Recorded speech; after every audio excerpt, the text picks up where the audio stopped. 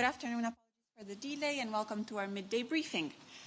Following the meeting of heads of cabinet that took place yesterday, I can share with you the agenda of tomorrow's meeting of the College, as well as the press events that will follow. The College will discuss a communication titled Eastern Border Regions, Strong Regions for a Safe Europe. Executive Vice President Fitto will come to the press room after the meeting of the College to present it. And that's all for the College agenda. Now let me continue our announcements by calling Thomas to the podium. He will be bringing us news on our efforts to make Europe digital space safer and fair. Thanks, Ariana. Good morning. Good afternoon, rather. So today the Commission is launching a formal investigation into Shein under the Digital Services Act. We suspect that the company has breached the DSA in 3 areas. First one, a highly addictive design for our consumers in the EU with rewards programs and a gamification of the service. Second, a lack of transparency on recommender systems. Third, the sale of illegal products online. What are these illegal products? This includes weapons, and this includes child sexual abuse material, such as childlike sex dolls. Some statistics. Shein is reaching 145 million consumers in the European Union. Mystery Shopping has tested 27 products for kids under 3 years old. Guess what? Result, all of these products, all of these toys were not compliant with EU law. So the message is pretty clear. Shein has to analyze the risks it poses to our consumers in the European Union. It has to mitigate them. We will now conduct an in-depth investigation, and we invite the company to cooperate throughout the process. Thanks, Thomas. Let me now briefly recall that the Ministers of Economy and Finance are in Brussels today for a meeting of the Council of the European Union. Commissioner Dombrovskis, Albuquerque and Serafin are representing the Commission at these meetings. Items on the agenda include the Savings and Investment Union, the EU budget, defence financing, as well as the 2026 European semester. Ministers will also discuss the Recovery and Resilience Facility, the economic and financial impact of Russia's aggression against Ukraine, and they will seek to approve conclusions on the revision of the EU list of non-cooperative jurisdictions for tax purposes.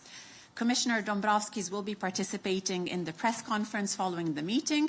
It will take place immediately after our midday, around 1. We will try to wrap it up by then if possible. As usual, please keep your questions on economic and financial matters, and specifically on all the points I just mentioned, for the dedicated press conference with Commissioner Dombrovskis. And this is all for the announcements today. We can now take your questions. Several hands in the room, but let me start with Nureddin from remote for once, and then I'll come back. Thank you, Ariane. I have a number of points on Palestine, if you don't mind. It's okay now? Yeah, of course. Okay, thank you. I would like to ask Anwar to update us, if it is possible, about the Rafah crossing border observation mission, what's going on now. And is there any progress in the plan of EUPOL Corps to train the Palestinian security forces? Also, on the European Union view on Hamas disarmament plan, given there are many views on this topic nowadays. Finally, on Palestine, if there any European Union reaction to Palestine draft constitution issued by the Palestinian Authority a few days ago. I have another question on the International Criminal Court.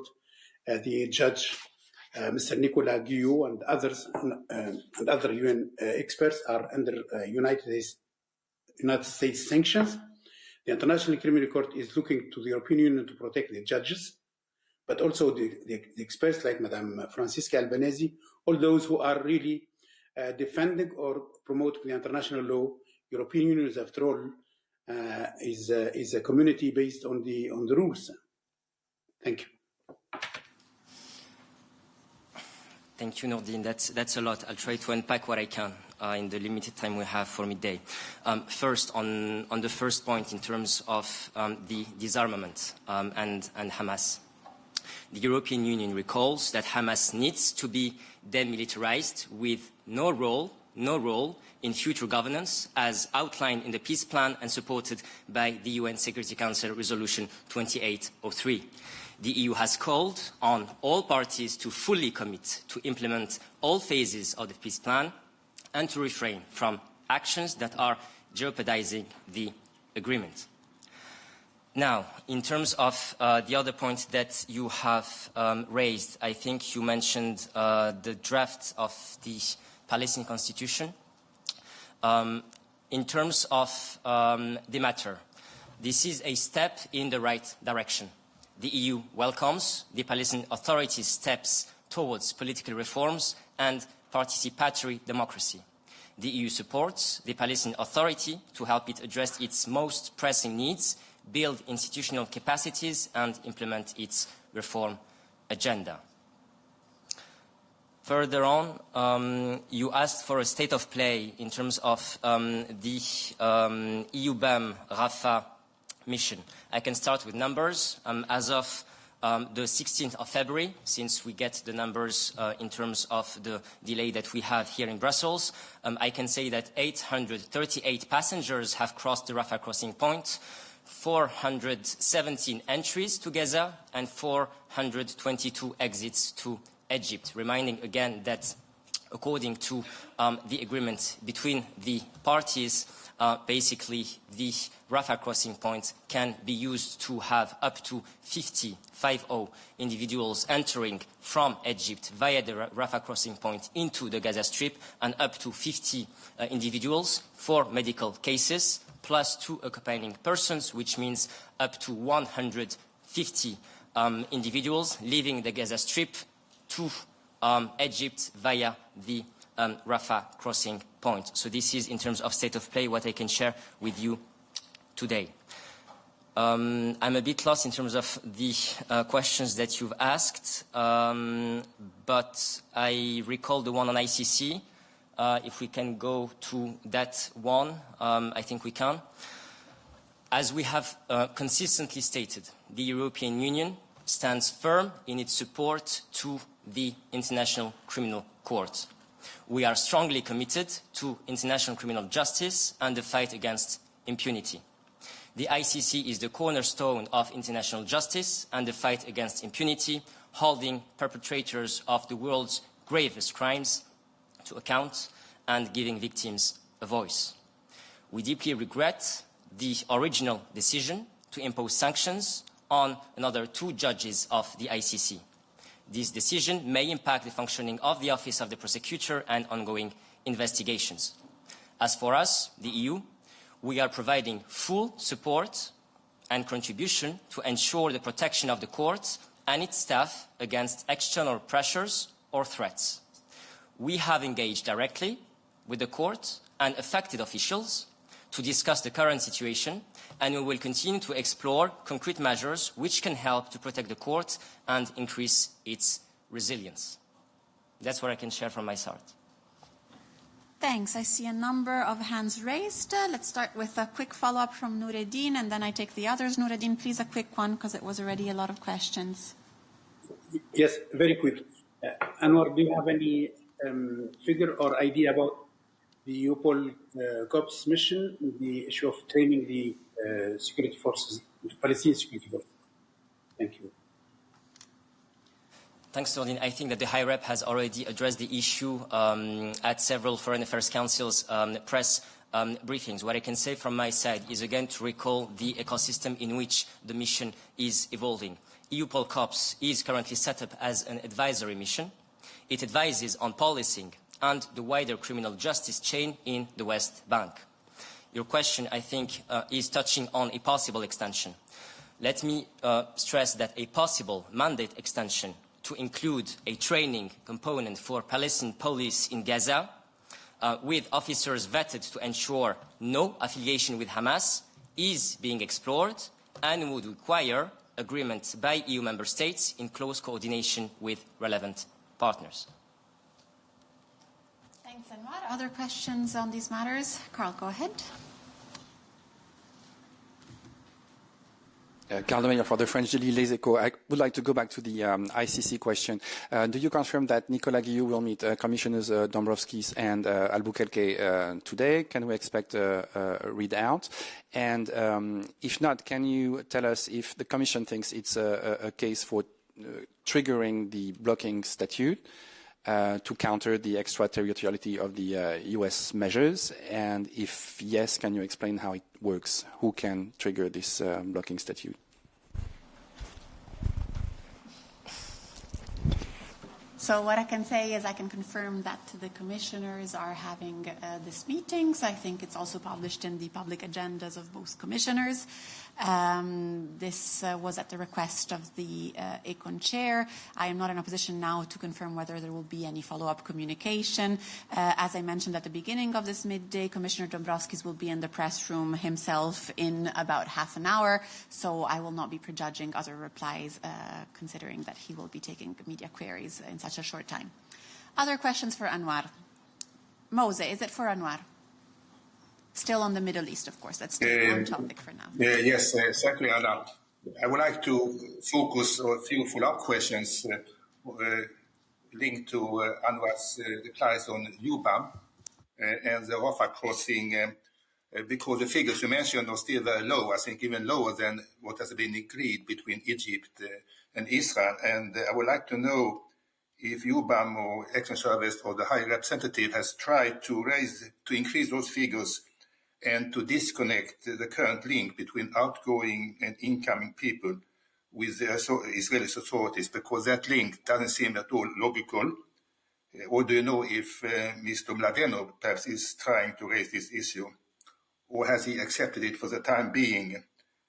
And I also wonder if you have as policy or trying also to raise another issue, whether UBAM should also be allowed to monitor what happens at the Israeli military checkpoint, which has been established inside Gaza after people have entered the Gaza Strip. And last but not least, the question is, are you aware about and discussions going on for the time being also on opening the Rafah crossing for the entry of humanitarian aid into Gaza? Thank you. Thank you, Mose. I'll do my best again. I'm not sure I caught all the angles that you mentioned. Look, starting with EUBAM Rafah, the mandate in which we are operating is clear, right? It's about facilitating the traffic of a controlled number of passengers, number that is discussed with the parties, Israelis, Palestinians and the Egyptians, with a list that is agreed by the parties. We, as EU, we do not have a role in terms of determining who is entering or who is exiting from the Gaza Strip. We are there in a capacity of support and monitoring of the operations that are being led by the Palestinian border guards on the ground. On the numbers, look, I will not be here speculating in terms of whether they will go up or down in the future. This is, again, a matter that is being agreed on by the parties. But let's take a step back and let's acknowledge what it means for the people on the ground. And as the High Representative put it, practical steps like this one are concrete and a positive step in the peace plan. Why? Because they will help move the truce plan forward, and they will also give a lifeline to those who are sick and wounded. Because again, those who are allowed to leave the Gaza Strip are in need of medical assistance, and that shows a positive and concrete added value that the EU is facilitating and bringing forward for those in need. Again, let's not forget, on the ground the situation is dire. The Gazans remain in urgent need of aid. On that angle, the humanitarian angle, again, the mandate is clear, the mandate in which the operation, the mission, civilian mission, is operating. The Rafah crossing point is open for individuals. This is why I've been emphasizing passengers and number of passengers. Not yet, not in terms of humanitarian trucks. I will not be speculating at this stage. Our help remains very active. Eva is also very welcome to join and to brief in terms of the latest numbers. I can just say from the top of my mind that since October 2023, we have been the biggest donors in terms of providing over 500 million euros to the Gazans and Palestinians in need. This is still not enough, obviously, because the needs are growing. And again, this is also part of the engagement that the High Rep is having with the Israeli interlocutors together with the regional partners. So the channels are open in terms of bringing a change to the situation on the ground in Gaza. Thanks, Anwar. Other questions for Anwar on the Middle East? Not the case. Other questions for Anwar on other topics? Go ahead. Tatiana Vysotska, European Pravda, Ukraine. I've got a question on the 20th package of sanctions. I hope it's for Anwar. Yes, the 20th package of sanctions was presented by the Commission, but still is not approved by member states. And yesterday, the ambassadors of the EU states called the representative of the Commission for Sanctions, David O'Sullivan, to present the position. Could you tell me, could you elaborate what is the matter? What they are discussing, what is the main problems, and do you still hope that the sanctions package will be adopted on the 24th of February, as was expected? Thank you. Tatiana. Look, we have been continuously applying pressure for Russia to stop its war of aggression against Ukraine.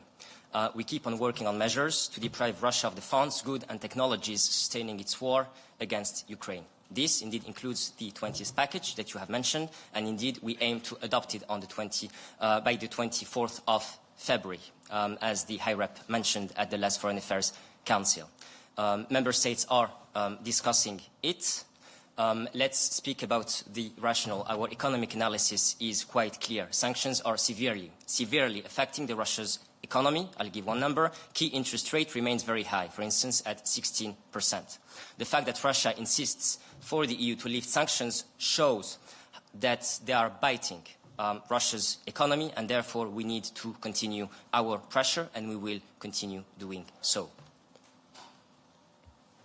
Thank you. I see that Kate has a question on this from remote, and then I'll be coming back to the press room.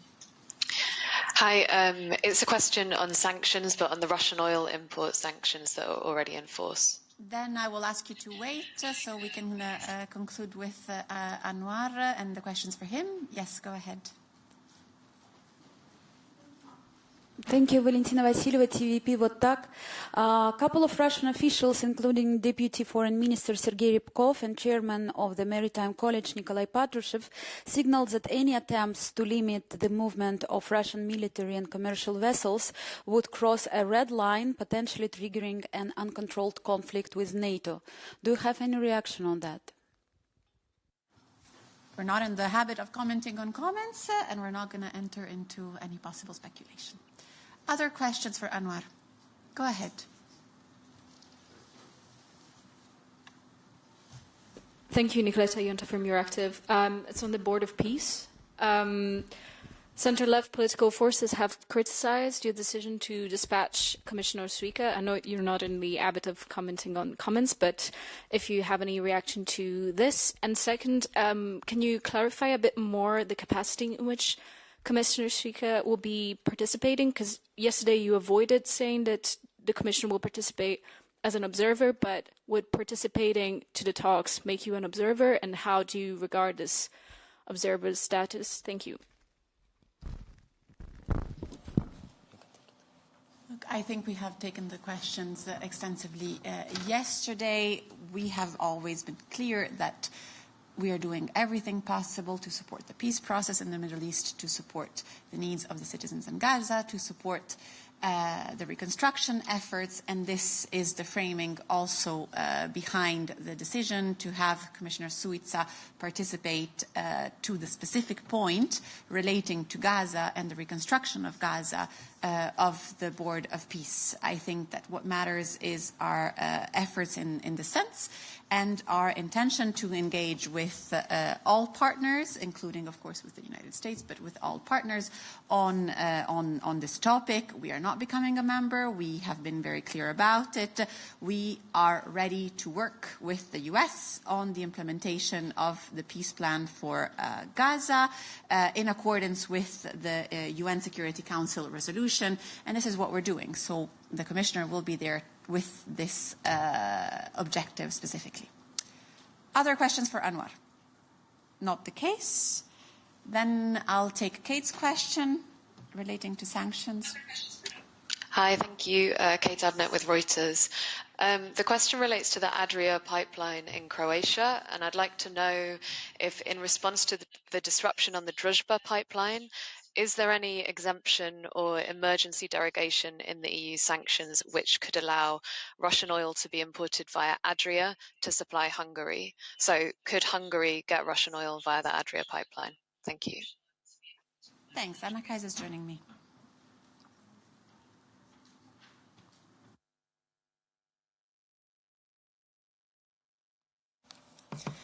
We will do a joint double act with Siobhan, who's in charge of the sanctions part, because that is a very clear question that you're asking about the current text. But I think it's important to also give a little bit of the context in this since yesterday.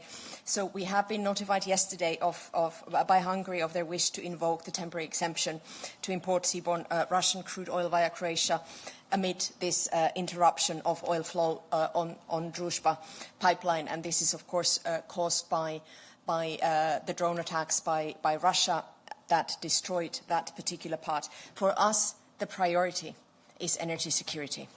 This is, for us, the absolute priority that we work on.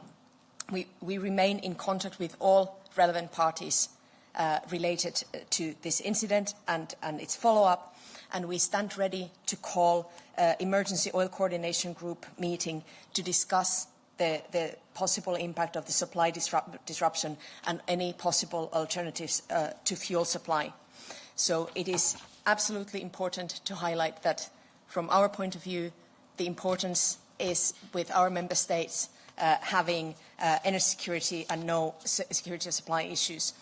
Also to remind that there are no short-term risks to security of supply because both member states, Hungary, Slovakia, hold 90 days worth of emergency stocks in reserve. This is due to the repower policies that we have in place since 2020. And that is basically what I wanted to say on the context. I'll let Siobhan explain a little bit what the sanctions text says. But important, we are in contact with Ukraine also on the timeline of the reparation of the pipeline, how quickly this might be up and running, and as well as with Hungary and Croatia, of course. But security supply, absolute priority for the Commission. And I'll let you guys. Thanks, Anna Kaiser, for the framing. Siobhan, anything you would like to add specifically? And hi, thanks, Kate, for the question. So just to recall, indeed, what's in Regulation 833, which is our sanctions regulation, and there is indeed in Article 3M, Paragraph 4, it does allow for an exception from the import ban on crude oil and petroleum products where the supply of crude oil by pipeline from Russia to a landlocked member state is interrupted for reasons outside the control of that member state. So the exception is, of course, temporary until the supply is resumed or until there is a council decision to apply the import ban. And for as long as the exception applies, that member state is required to report to the Commission every 3 months on the amounts of seaborne crude oil that it imports from Russia. So that is the legal basis. Thanks. I see that Kate has a follow-up. Let's see if it's for Siobhan or for Anna. Thank you. I think it's for Siobhan. Just a quick follow-up. Do Hungary, Slovakia or Croatia need the Commission's approval to use that exemption that you've just outlined? And if so, have they asked for it? Thanks. So thanks for the follow-up question, Kate. On your second point, unfortunately, I do not have that information because I'm covering, of course, the sanctions side and what's in the text at the moment. But to my knowledge, there hasn't been a request. But if otherwise, we will, of course, let you know. And your first question, remind me, Kate? I got lost a bit there. Just, do they need your approval to use that exception, or could they just do it? So as and again, would probably go back to the text itself, which is directly from the regulation. They would need to have the exception as temporary and until the supply is resumed or until there's a council decision to apply the import ban. So indeed, that's the legal text. Thanks. Other questions for Siobhan? Go ahead.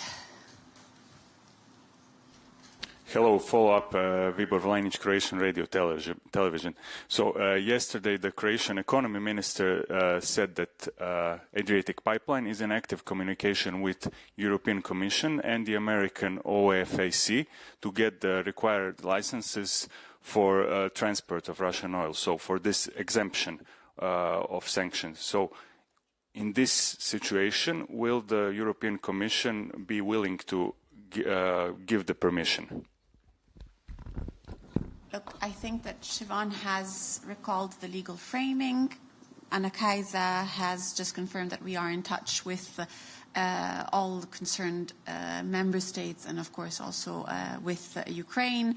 At this stage, I don't think we're in a position to add more or to speculate on what would happen if. This is the stage we're at, and we will take it from here. Other questions for us today? Okay, let's start here. Go ahead.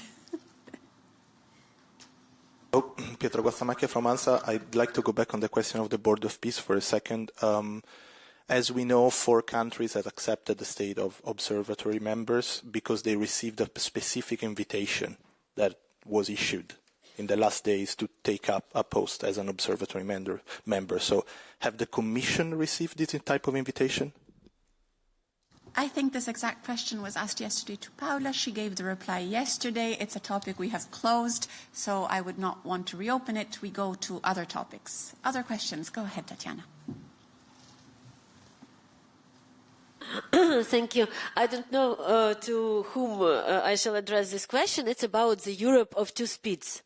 Yesterday, 6 countries, ministers of finance of 6 countries, Germany, France, Italy, Spain, Poland, Netherlands, met to discuss how to advance in some fields together in the E6 format, not in Europe 26.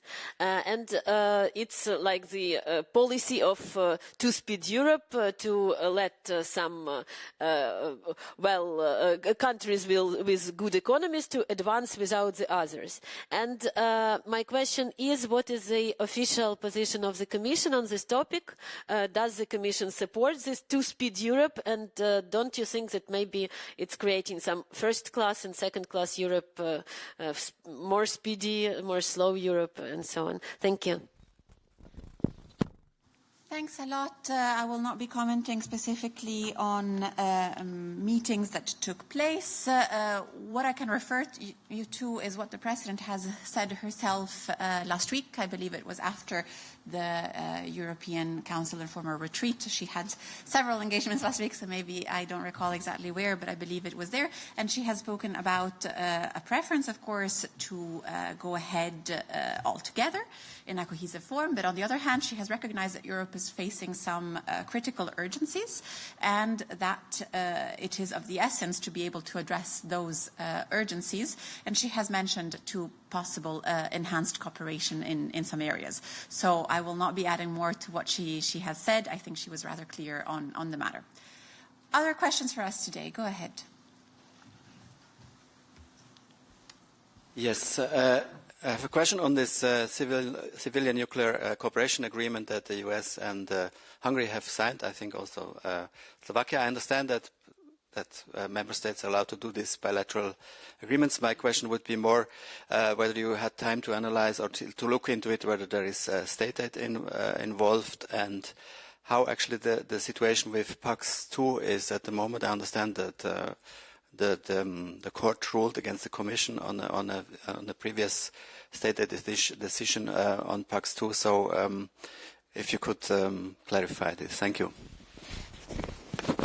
Thanks a lot. You said state aid, so I think it's Ricardo, but I'm not entirely sure he has a reply for you immediately. Seems he does. Let's see.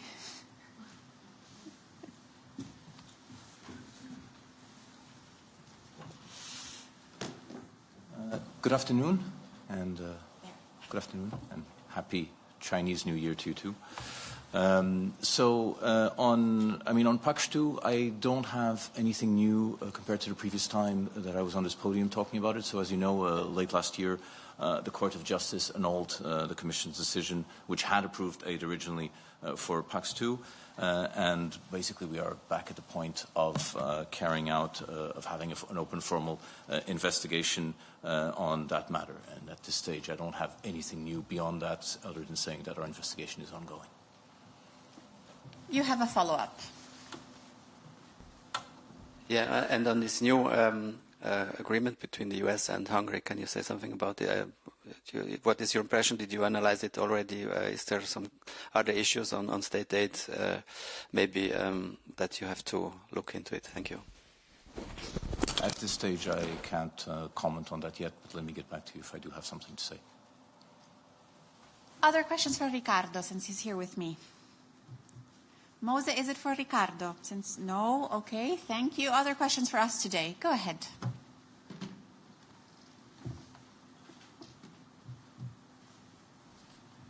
Thank you, Arianna. Gabriele Rosana, Il Messaggero, Italy. If you can help me revise a bit the legal framework and the functioning of the ETS scheme, because if I'm not wrong, but ETS credits are bought by emitting industries. But my question is more specific. Can a national government exempt the industries from the final payment by transferring the cost to, for example, end consumers? So just on the theory, if that is possible, and in terms of methodology, if there is any procedure to follow or to request an approval to submit any request to the Commission in that dialogue. Thank you. Let's see if Anna Kaisa has an answer. Generally, for explanation of how things work, we can also, of course, provide information after midday if needed. But let's see. Also, I'm not sure we have a concrete case in mind here, perhaps. I have a suspicion that this relates to a certain draft law that is being worked in a certain member state, which gives the context that I would not go into this level of analyzing a national draft law with our current rules in place. So we will want to first see the law when it goes through the national process in Italy. This is, I suspect, this is what you refer to, and we will then, of course, see the compatibility. But at this stage, we understand. At this stage, is still a draft, and I would not have a comment to make. I have not seen the draft. I have not read the details. Therefore, especially on the record, I would not be in a position to give any meaningful response to you. Other questions for Anna Kaisa, so we avoid her from coming a third time on the podium. Not the case, thank you. Other questions for us today? I'll take the central one and then we move to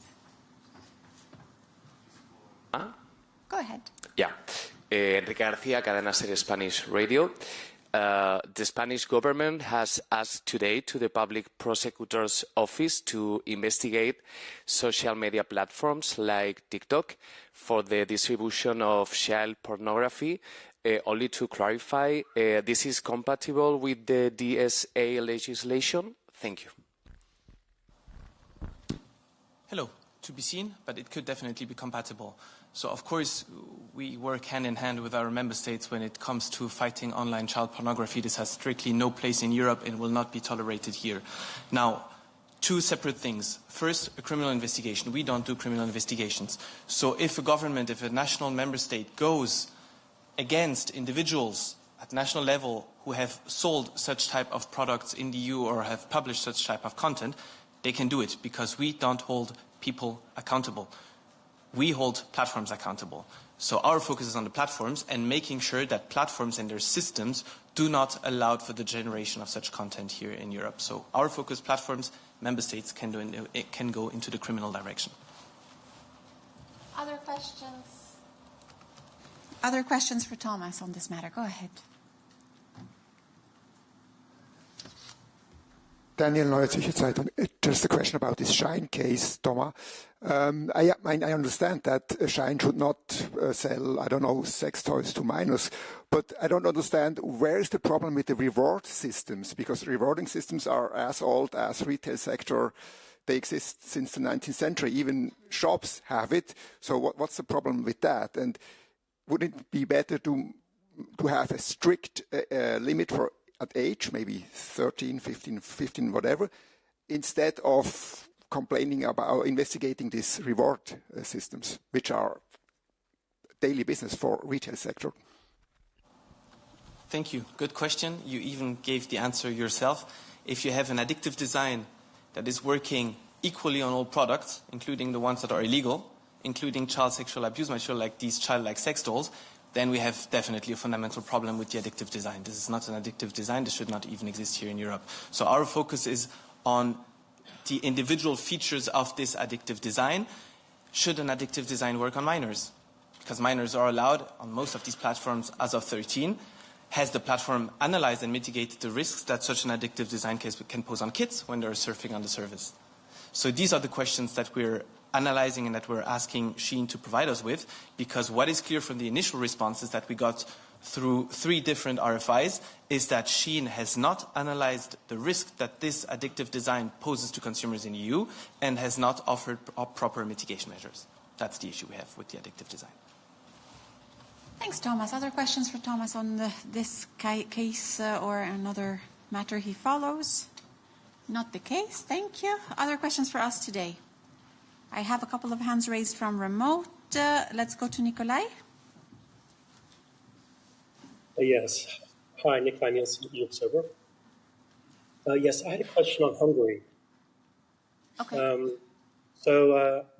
There's a young organizer who's being threatened, I think 1 year in jail, for organizing Gay Pride last October. Could you give us a statement about what the Commission is doing in terms of when it comes to freedom of assembly in Hungary and the organizing of Gay Pride as well, given the general crackdown that's happening in the country? Thanks. I couldn't understand very well, I have to say. Sound was quite bad. I don't know if it was only me. No, also my colleagues no, I don't think we understood it. I am sorry, but I'm afraid we will have to ask you to come back bilaterally with that because I didn't get the question good enough. Okay. Mose, you have a question for us? Yes. Thanks again, Ayana. It's more kind of internal administrative question, but I think it also is relevant for us journalists. It's about which rules are in place when it comes to the Commission's replies to inquiries or letters from the public or for, say, NGOs, because very often, or quite often, we ask the spokesman service if the Commission has received a certain letter from some kind of NGO, and we get sometimes a reply, and also when it will be replied. And then we get a reply that, okay, in due time, without anyone saying when. So my question is, if that really is in line with the so-called Code of Good Administrative Behavior, which the Commission itself adopted in December 24, and which I think requires the Commission to reply without delay. And if the reply can't be sent within 15 working days, at least the Commission should send, let's say, holding reply and most indicating when the reply can be expected. So could you please clarify that? Is those rules in place? And if so, is not the Commission itself, let's say, violating them? Thank you. Mose, I think you recalled the rules yourself, and of course we strive to abide by our own rules. We don't give an exact indication because indeed it depends. Not all letters have to be replied to. Sometimes we have an obligation to do, which we try to do in the timelines prescribed by the rules. But there's no specific time frame we can give beyond that. I don't know if Balash, if you want to recall the rules, but Mose did it perfectly well. I think, Mose, you did a better job than I could do. So indeed, 15 days is a matter of general practice. And if we cannot do that, then we have to inform the applicant of the deadline that we can meet. Indeed. Okay. I don't see other hands raised for questions for us today. With that, I wish you a very nice afternoon and thank you for having participated, also to the interpreters. And we will be back tomorrow with the readout of the college meeting. Have a nice afternoon.